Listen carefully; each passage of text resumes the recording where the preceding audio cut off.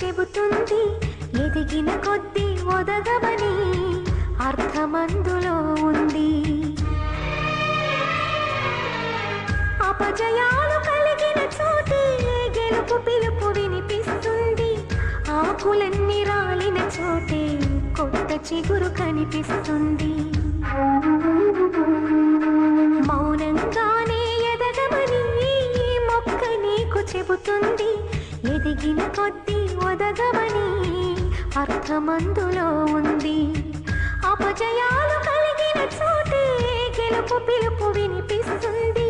ఆకులన్నీ రాలిన చోటే కొత్త చిగురు కనిపిస్తుంది.